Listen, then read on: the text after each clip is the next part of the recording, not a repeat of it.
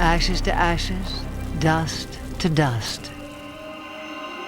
Death always gets the final word, no matter how we mock it.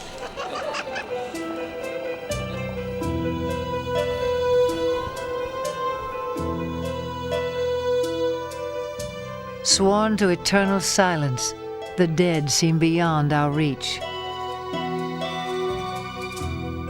Yet to some scientists, they speak volumes.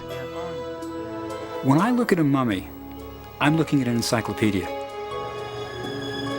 Through the lens of modern science, the grave has become a window on the past. Today we can learn intimate details about how the ancients lived and how they died. Absolutely, that's really a common way that they did it, the strangulation or blows to the heads. Bit by bit, their portraits emerge from flesh, bone, and DNA. Bringing the people back to life, I think that's the fun part of it.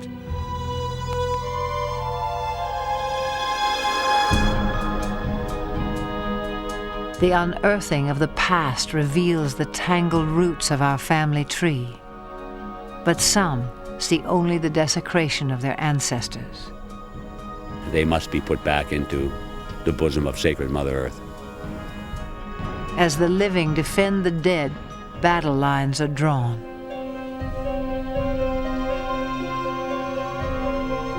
In truth, those who passed here long ago still dwell among us. From fragile remains, their life stories unfold, and as we hear them, they become a part of us all.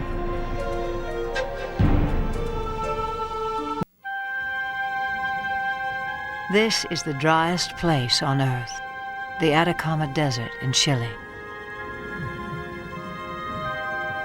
Life has found a foothold here, not in the blazing sands, but in slender river valleys that stretch across the desert from the Andes to the sea.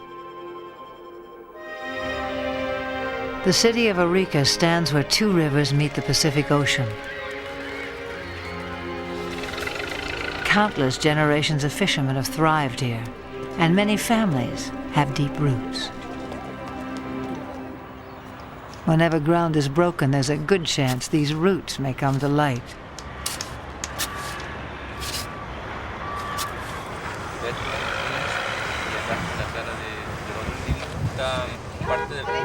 The city's arid soil has yielded several ancient burials, to the delight of scientists from the local university.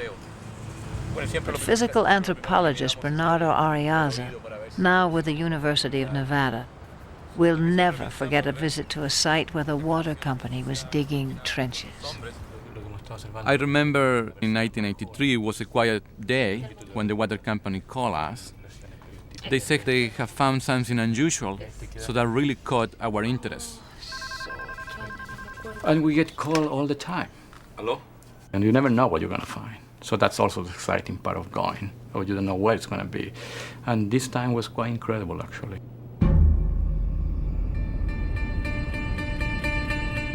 The shovels had exposed a plot of nearly 100 mummies.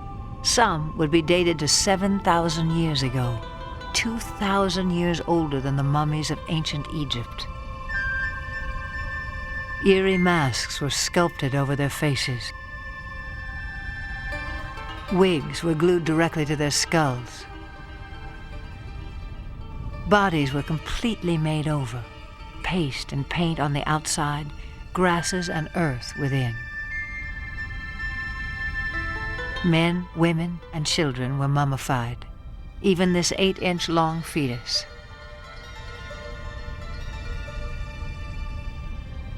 These elaborate mummies were created by a people called the Chinchorro. They lived along the coast in simple huts and left little behind. No monuments, no written texts, but from their bones and artifacts, Arriaza has compiled a profile of their lifestyle. The Chinchorro people were fishermen. They fished from the rocks with fish hooks made of shells. They also collected shellfish and hunted sea lions with harpoons. and they wore beautiful nets to gather their food. Their clothing and ornaments were minimal. All their emphasis went into mummifying the dead. Why would a simple people transform their dead into such elaborate creations? Ariaza has a theory. Someone is being mummified is a lot of energy investment, it's a lot of caring. Even the fetuses are fascinating. Why? Because they have long hair. They have the mouth open. That's conveying life. We tend to see our dead as someone that's farther away. We don't want to see a dead with open eyes. You think, wow, that will scare me. You want to see the dead completely dead. In the case of the Chinchorro, they're seeing the dead as part of the living. Virtual works of art, their mummies were not intended for the grave. They played an important role in the very heart of the community.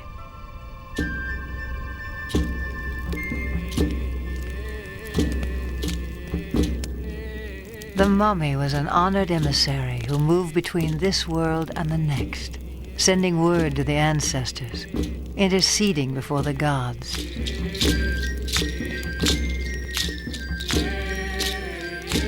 The people rendered thanks with songs and offerings. Mummification helped ease the loss of a loved one and strengthen bonds between the living. It made the community whole again.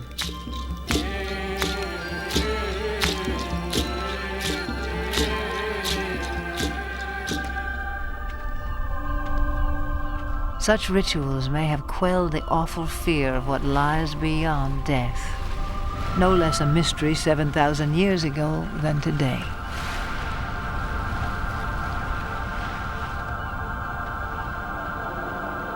One of the earliest expressions of the human spirit, death rites, date back at least 100,000 years.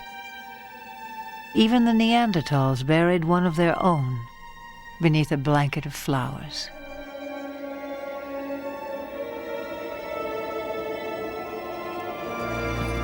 Every culture on Earth has evolved rituals to bid a final farewell to the dead.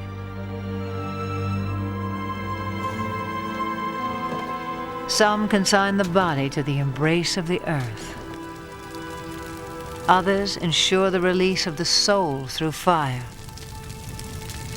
In today's crowded world, the practice of cremation is on the rise, wherever land is at a premium. We even send our dead into space. For about the cost of a terrestrial burial, a company in Texas will load a container of ashes on a small rocket. After orbiting for several years, the ashes eventually fall into Earth's atmosphere and vaporize like a tiny shooting star. It's a fitting 21st century send-off, but would have been unthinkable in one of the greatest civilizations the Earth has ever known. The ancient Egyptians believed the body had to last forever. Without it, the deceased could not rise again in the next world to enjoy eternal life. To prevent decay, the bodies of the dead were drained of moisture and reduced to the consistency of leather. Everyone wanted to be mummified. There may have been cut-rate embalming for the poor, first-class treatment for the rich. Even animals were mummified to accompany the dead on their final journey.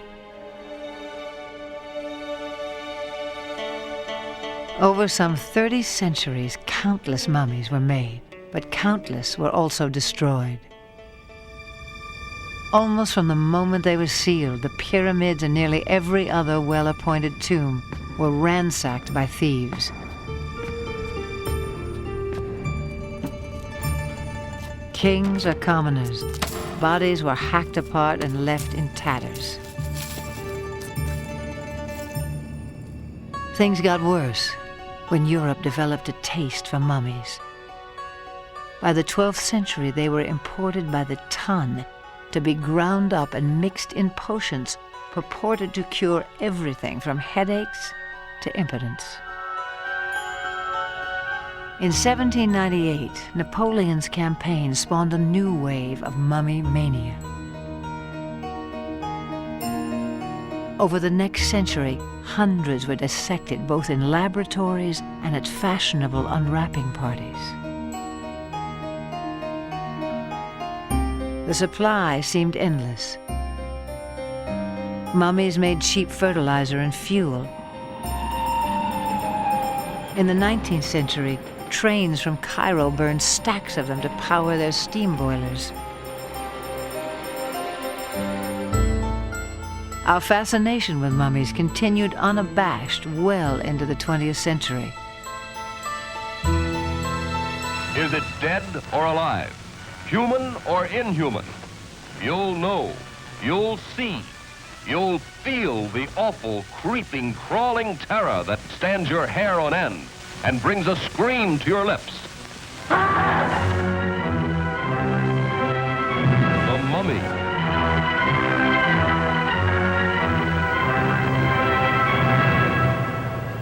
Today, Egypt's mummies are treated as fragile time capsules.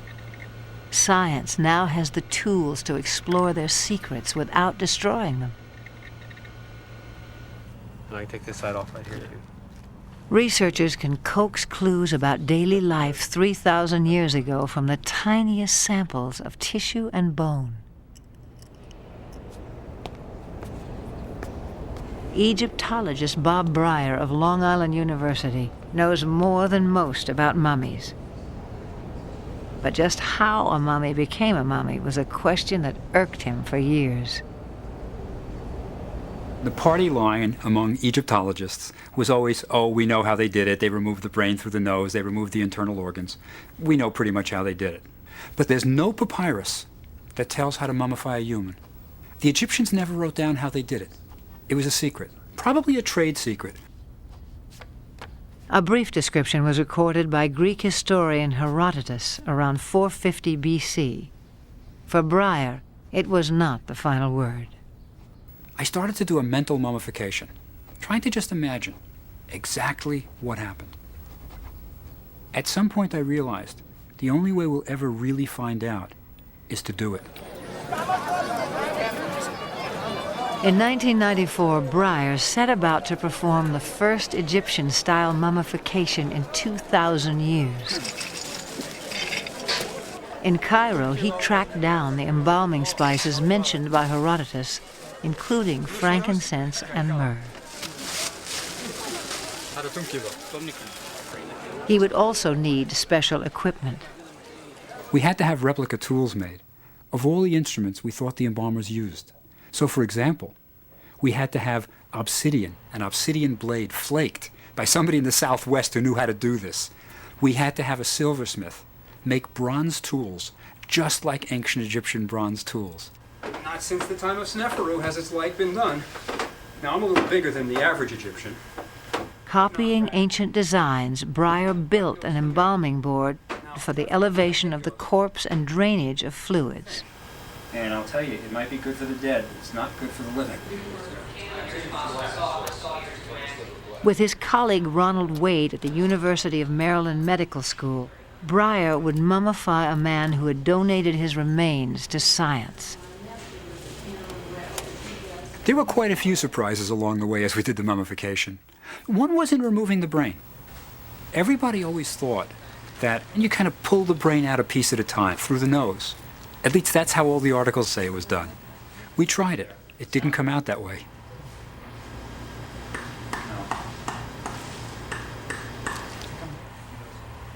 What we figured out what the ancient Egyptians did was they inserted the long hook and then moved it around, using it like a whisk, and then broke down the brain into, it was almost like a milkshake consistency, and then turned the cadaver upside down, and then the brain ran out.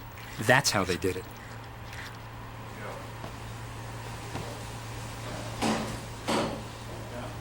Internal organs were removed through an incision made with an obsidian blade, sharp as any modern scalpel. Then the body was covered with several hundred pounds of natron, a naturally occurring salt Breyer had imported from Egypt. Internal organs were treated separately. Left in place for about a month, the natron was supposed to leach all moisture from the body. For Breyer, the suspense was overwhelming. What would we get? Would it look like a mummy, or would it need another 3,000 years before it looked like the things in the museums? A little bit like that. One of the things that was really almost shocking was when we took the natron off, we had a mummy. Yeah. A striking demonstration that people are mostly water. The body would shrink from more than 160 pounds to just 45. What are the oils in it, Bob? The oils of frankincense, myrrh oil, palm oil, lotus oil, and cedar oil. There are 5 that I got. Breyer anointed the body with oils considered sacred by the Egyptians, then began wrapping. Keep it nice and tight. Accurate to the last detail, he used more than 100 yards of pure linen inscribed with Egyptian spells. Internal organs were placed in replica funerary jars created by local college students. It's been perfumed and now it's being wrapped. And we're going to place it inside the jar. A lot of people don't realize that we did the project not to get the mummy, but to get knowledge.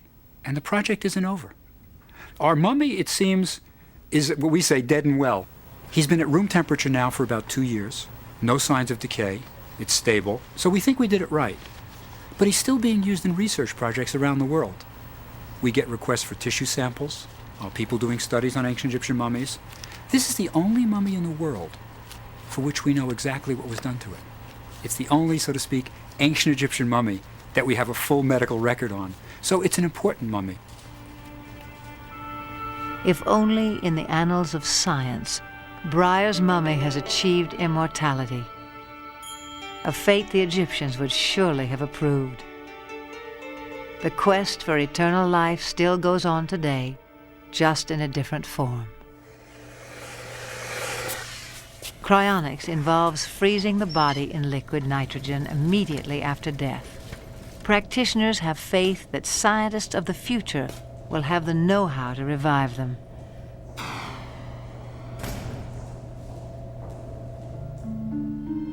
The sad truth is, the human body, about 2/3 water plus a few basic chemicals, is simply not built to last.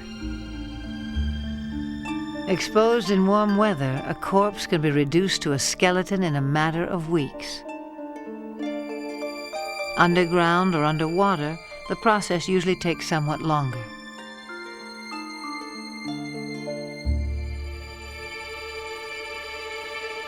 Bone may last from months to millennia. But when conditions are just right, nature makes mummies. In northwest China, near the route of the fabled Silk Road, the searing sands have yielded more than 100 heat-dried mummies. Surprisingly, they have the features of Caucasians and date back 2,000 to 4,000 years. Many must have lived in the region centuries before the opening of the Silk Road, around 200 BC. Scholars had long been puzzled by ancient Chinese texts describing figures of great height with red or yellow hair.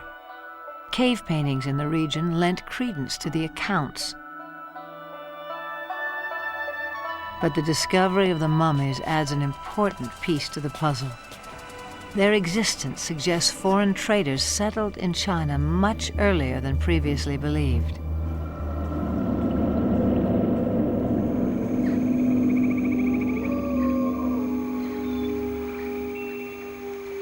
The bogs of northern Europe have long inspired legends, among them the boogeyman.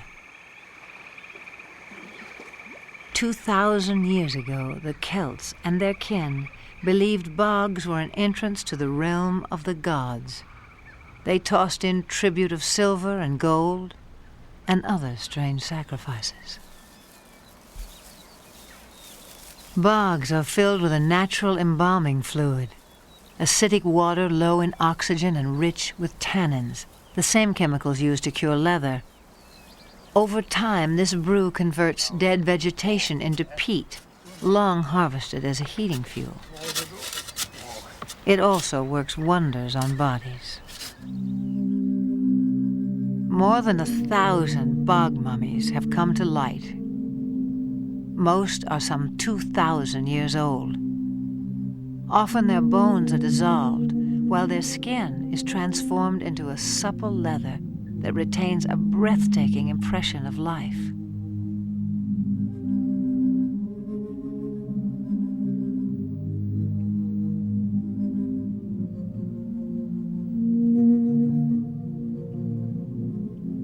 Many bog mummies bear signs of a violent death. Slit throat, strangulation, or hanging. Many scholars believe they were sacrificed to fertility gods by early farming communities. They were plunged into the bog so the wheat would rise again.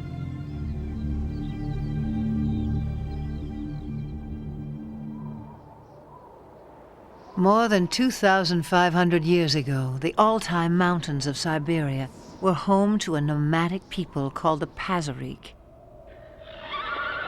They lived by the horse and moved great herds across the land in search of pasture. Horses were their measure of wealth and status. The Pazyryk buried their dead in chambers dug deep into the icy earth. In 1993, Russian archaeologists opened an undisturbed chamber. First, they found the remains of 6 horses killed by blows to the head. Surely, they thought, this must be the tomb of a powerful man. The coffin itself was completely sealed in ice. To everyone's surprise, it contained a young woman. Her features gone, but her body intact. Tattoos of mythical creatures adorned her sturdy hands. Was she a priestess, warrior, healer? Her identity eludes us, but she provides a new image of women in this ancient culture.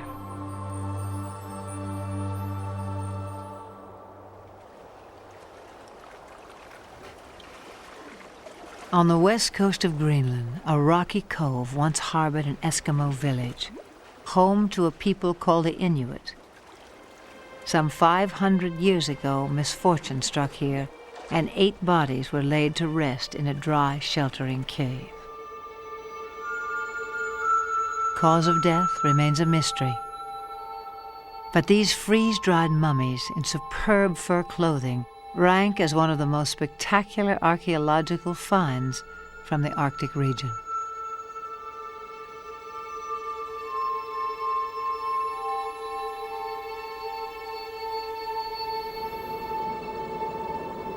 The frozen heights of the Andes preserve a record of the past. 500 years ago, the Inca ruled these highlands and worshipped the mountains as gods. Traces of their sacred sites are scattered throughout the peaks.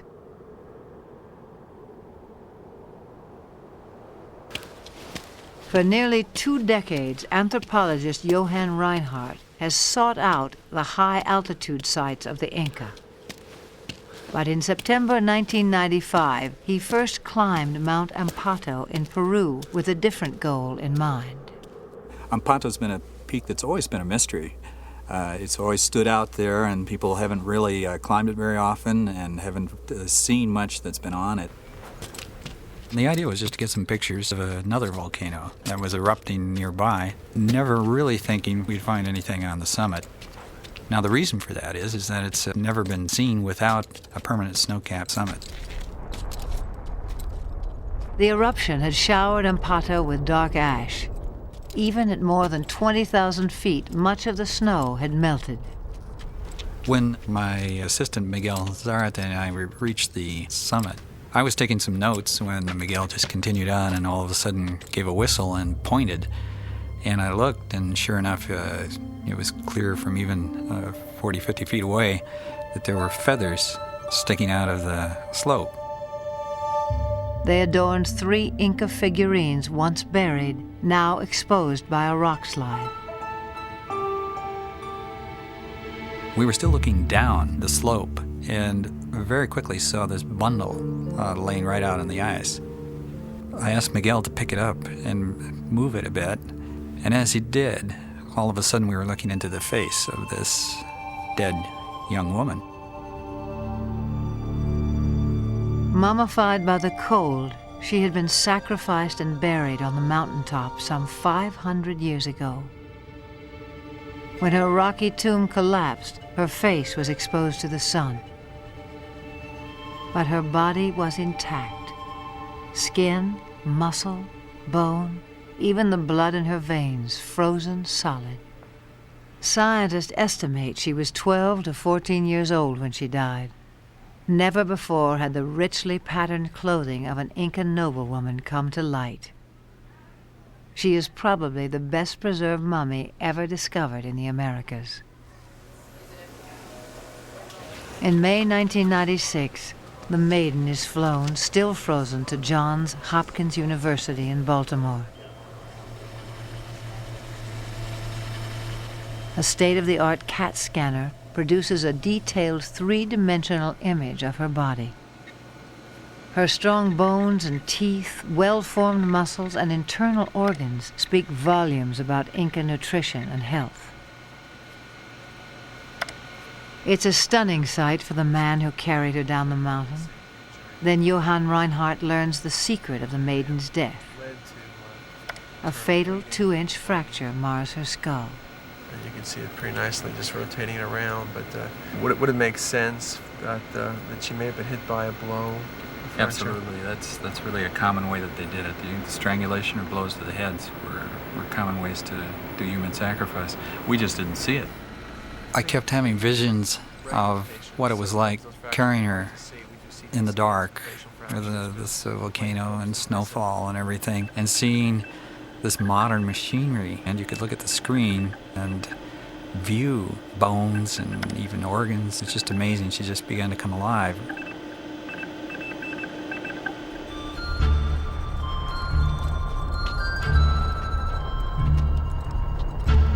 To the Inca, human sacrifice was the ultimate offering, an act of gratitude when the gods were generous, a desperate plea when they were angry.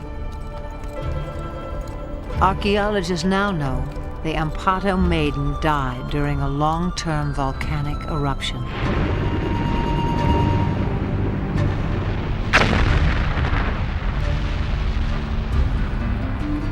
The cataclysm could have had devastating effects on the region. Daily showers of hot ash, air thick with smoke, water sources poisoned, crops and livestock decimated. A circle of priests would have led the maiden to the highest reaches of Mount Amparo. It was a grueling climb that took days. She alone shouldered the fate of her family and her people. To be thus chosen was a great honor.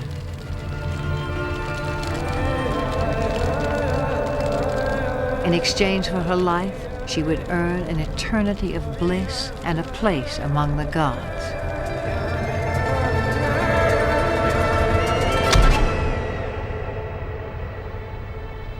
Soon after she died, the eruption spent itself, and the snows returned to Amparo, sealing the maiden in ice for the next 5 centuries.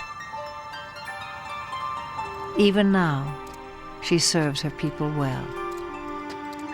She's providing us with so much information that I hope that we are giving back something to her by deepening our respect and understanding for the culture that she came from and the Inca civilization 500 years ago.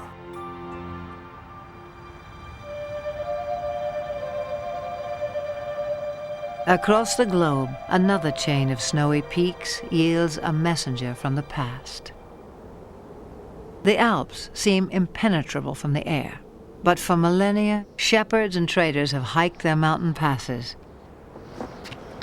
Today's trekkers are mostly tourists. Every year, millions enjoy the alpine splendors of southern Austria. In the fall of 1991, unusual weather turned snow to slush.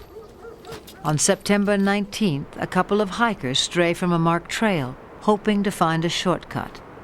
Instead, in a melting glacier at more than 10,000 feet, they spot something that stops them in their tracks.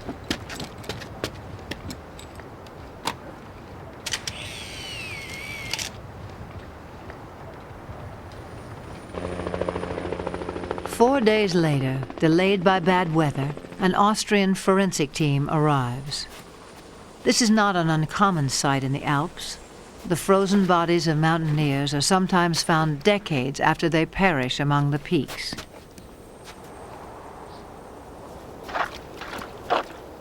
But this body is so deeply icebound, the team borrows an ice axe and ski pole from a passing hiker.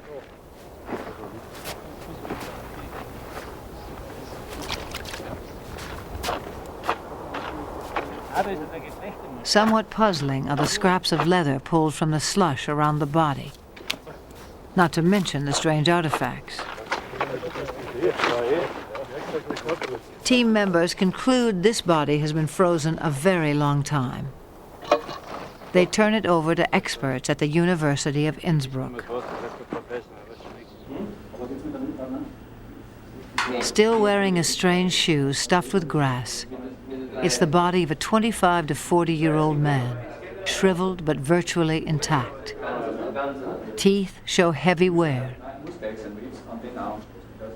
Simple blue tattoos adorn his lower back and legs.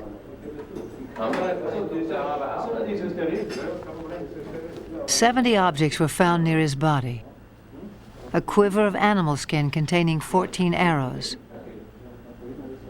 A leather waist pouch, not unlike a fanny pack.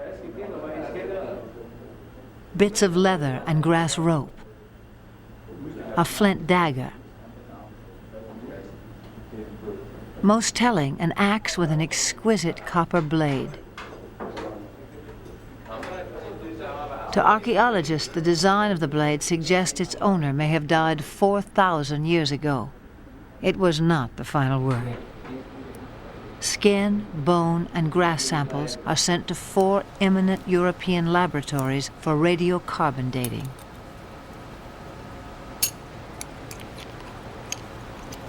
All 4 conclude the Iceman died about 5,300 years ago, which makes him the oldest frozen mummy ever found. Almost immediately, word gets out. The University of Innsbruck is overrun, and a humble man from the Copper Age becomes an overnight sensation.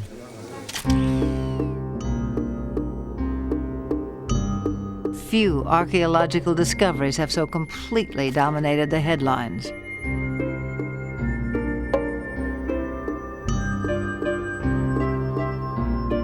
Nicknamed after the Ötztal Alps, Ötzi provides endless inspiration to local entrepreneurs.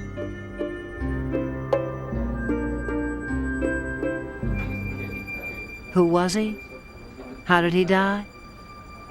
We may never know.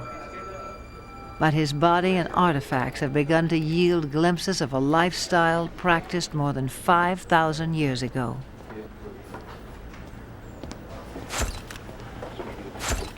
X-rays speak of lifelong physical stress, broken ribs, heavily worn joints, arthritis. In his left foot, signs of frostbite, like that seen in high-altitude climbers today.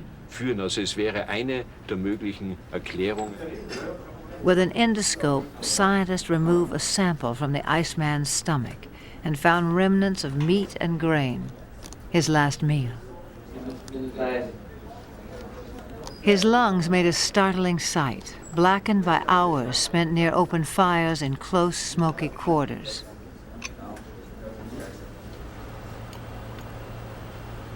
Clinging to tatters of the Iceman's fur clothing, grains of primitive wheat suggest he had passed through a farming community near harvest time. Found frozen in the snow near his body, a slowberry also helped pinpoint the season of his death. The fruit ripens in early autumn. At the discovery site, now determined to be inside the Italian border, researchers sifted through 600 tons of snow.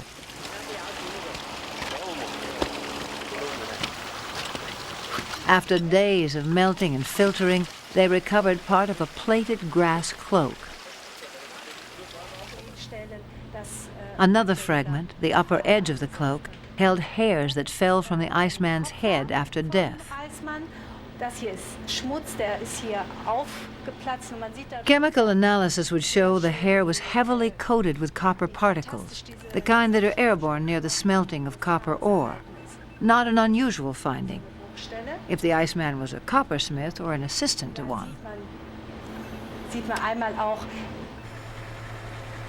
Finally, every last inch of the Iceman's body became digital information in a three-dimensional CAT scan.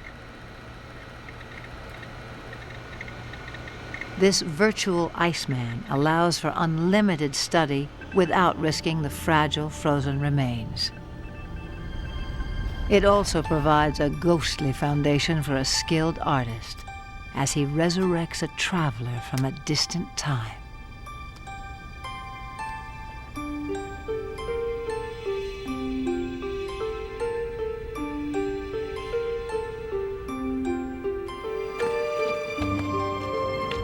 Something drives him to the heights, trade or duty. He may be a renegade on the run. He knows the mountains well, but fails to heed the warning signs. Perhaps he has no choice but to press on.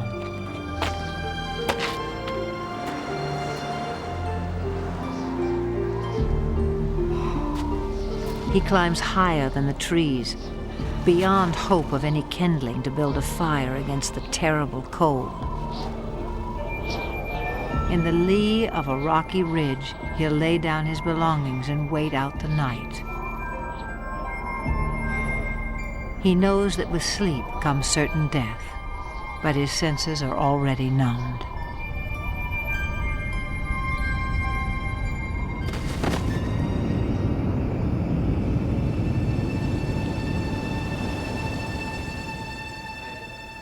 His lonely death deprived him of funeral rites by his people. But this everyday man, frozen in time on his way somewhere, has helped write a new chapter on daily life in prehistoric Europe.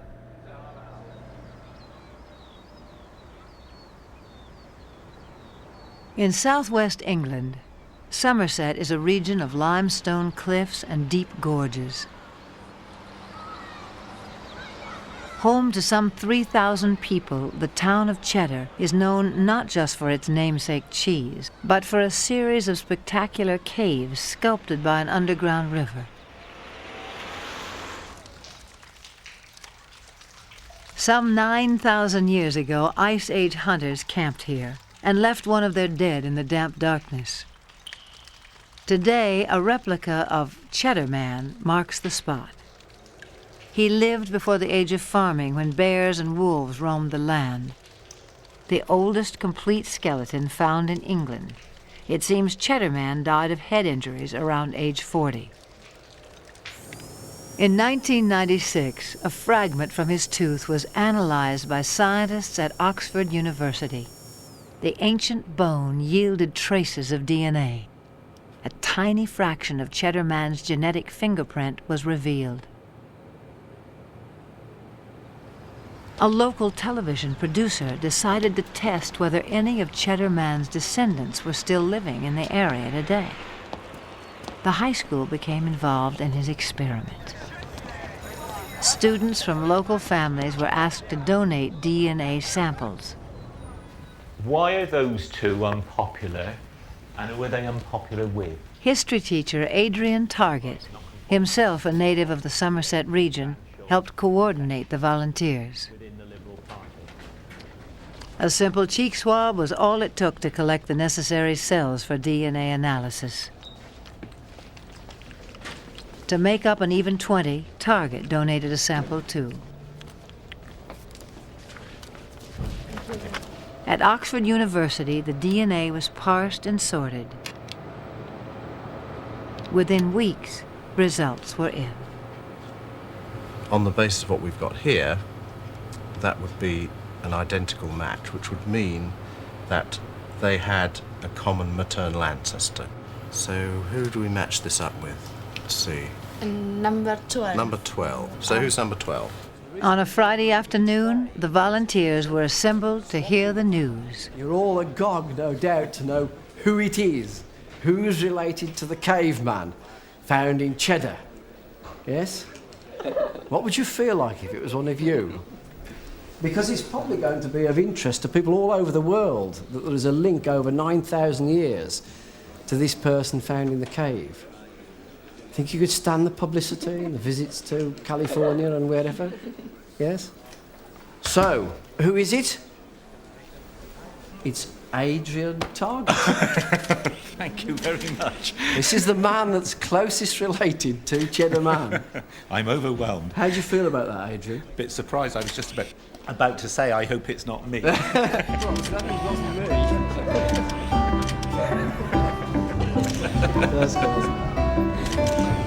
Adrian, what was your instant reaction when you were told that you had this amazing line back 9,000 years to a caveman? Well, it was a great shock, but then I realised that was why I'd been put in next to the person who was doing the filming. Yeah.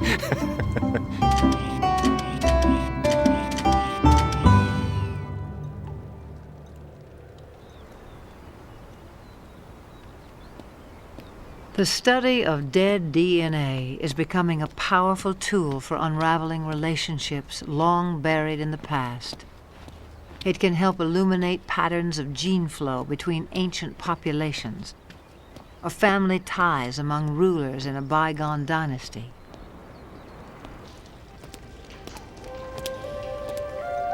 DNA gave this man the oldest documented pedigree in the world.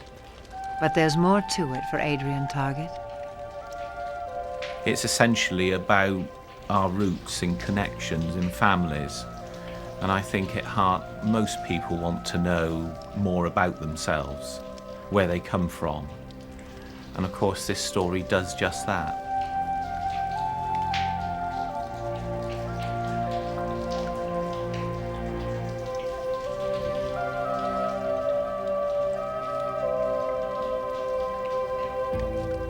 The goal of archaeology is to understand our past. Much of what we know about long-vanished peoples comes from the excavation of their graves. This work has shed light on the very roots of humanity, but it has also disturbed the sacred sites of earlier cultures.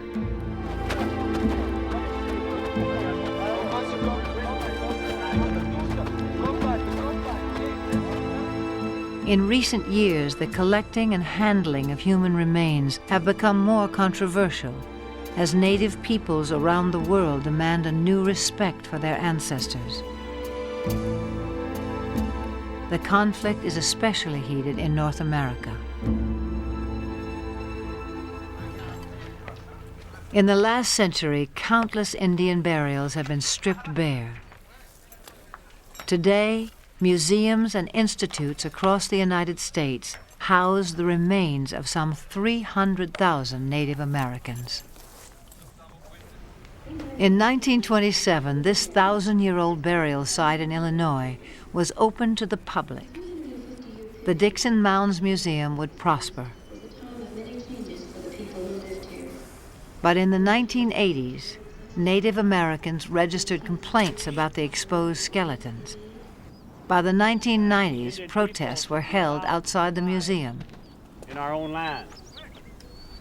So this movement, the American Indian movement, is said to be first a spiritual movement. To political activist Vernon Belcourt of the Ojibwe tribe, and to many others, the burial display was deeply disturbing.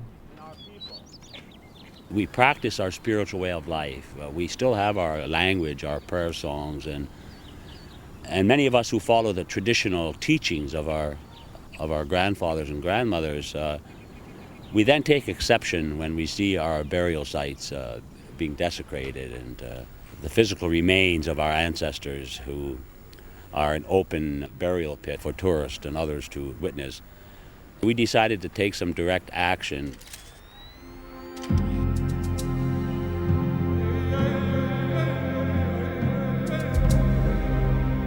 In 1991, Belcourt and 4 other activists were forcibly removed from the museum for attempting to rebury the skeletons.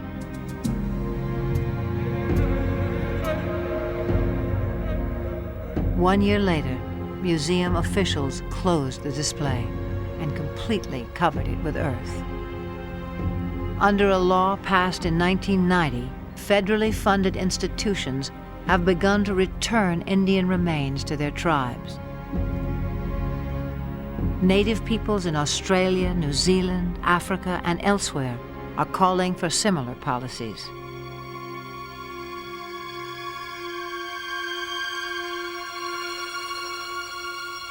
Across time and space, the voices of the dead still reach us in the most surprising ways.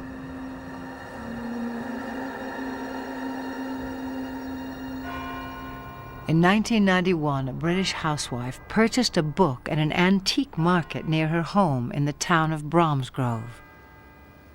Since childhood, Elizabeth Knight had been captivated by Native American culture. Her new book included a 1920s essay about an Indian chief who visited London and never returned home. It was the story of Chief Longwolf. Legend has it he was a seasoned Sioux warrior who fought at Little Bighorn. Documents suggest he was one of several Indian prisoners of war released by the U.S. government to the custody of Buffalo Bill Cody.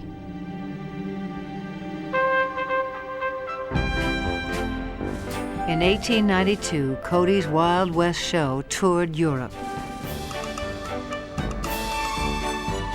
Chief Longwolf, at age 59, was the oldest performer in the troupe. In London, the show was applauded by Queen Victoria, but Longwolf developed pneumonia. As he lay dying, he asked his wife to take his body back to the land of his ancestors. But on June 13th, he was buried under the sign of the Wolf in London's Brompton Cemetery. His wife and child returned home. In time, his gravesite was forgotten. The chief's final wish touched Elizabeth deeply.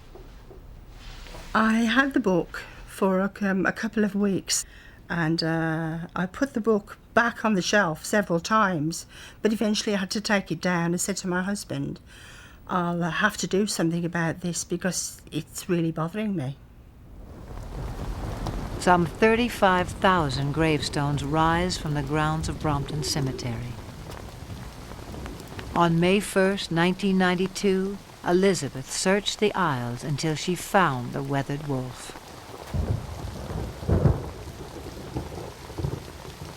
I made a vow to try and help him, to try and find his family, because I knew his spirit would forever wander. Half a world away, in Tempe, Arizona, Longwolf was far from forgotten. A retired mechanic, John Blackfeather, was born and raised in South Dakota, not far from the site of Wounded Knee. John had always known his great-grandfather was buried in London, but he had no idea exactly where. I've been hearing about Longwolf ever since I was about 5 years old. My mother always talked about trying to find him, but still, we didn't know how to go about finding him. That's like looking for a needle in a haystack.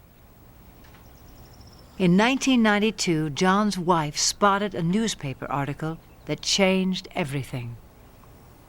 Elizabeth Knight's letter marked the beginning of 4 years of planning and fundraising. Maybe You should write a letter to her right away and see I always knew that he would one day come home. I never thought I'd be involved with it 100 years later, but I did.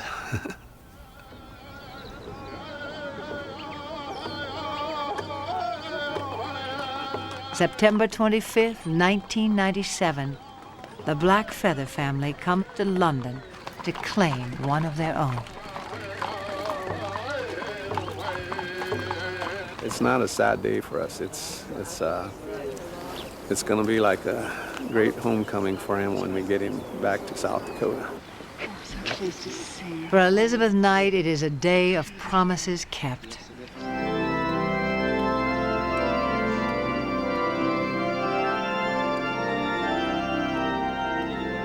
This is a moment of resolution, of achievement and blessing. It was the most extraordinary day of my life. And I'm sure Long Wolf's spirit was there.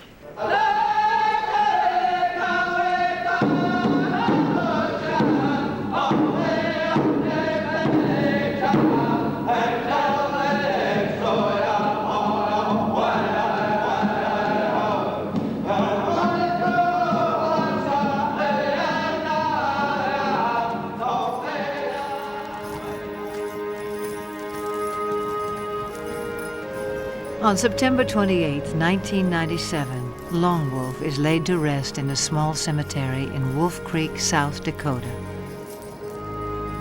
His descendants reenact an ancient rite, this gesture of love beyond death. More than anything else, it may be what makes us human.